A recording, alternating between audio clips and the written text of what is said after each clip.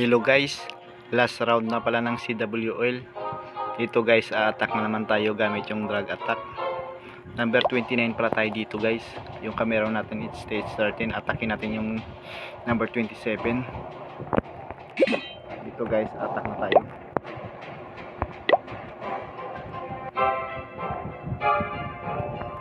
Una guys, ibaba natin yung queen. Gamitin agad natin yung abitin ni queen. Dito guys, ibaba natin dito.